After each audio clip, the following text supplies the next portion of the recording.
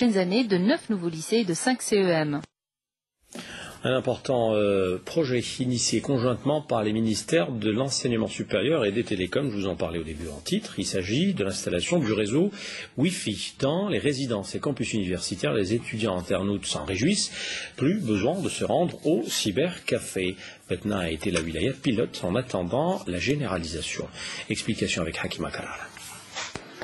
Revoir ses cours, faire des recherches ou tout simplement surfer sur Internet, c'est désormais possible dans cette résidence universitaire de Batna où le Wi-Fi vient d'être installé.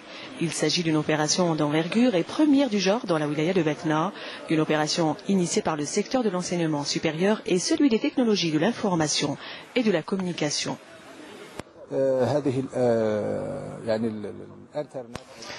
L'installation du réseau Wi-Fi dans les résidences universitaires facilitera le travail aux étudiants et leur permettra d'être en contact permanent à travers les réseaux sociaux. De notre côté, nous veillerons à améliorer notre service au profit des étudiants.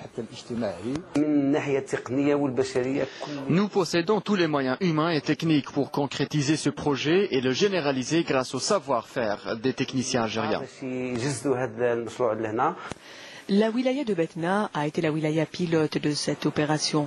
En attendant sa généralisation à d'autres régions du pays, les étudiants de leur côté se réjouissent de cette initiative qui leur permet à la fois un gain de temps, mais aussi une ouverture sur le monde.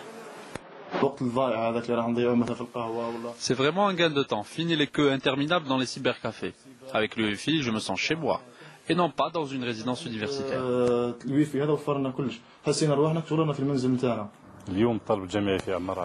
Aujourd'hui, tous les étudiants de la résidence Ammar Ashouri peuvent naviguer gratuitement sur Internet et entrer en contact avec toutes les universités et les bibliothèques du monde. À la grande satisfaction des étudiants, l'installation du Wi-Fi dans les campus et les cités universitaires crée une nouvelle dynamique de dialogue et de communication entre les étudiants. On va parler maintenant du don de 195 000 donneurs réguliers recensés cette année contre 90 000 en 2010.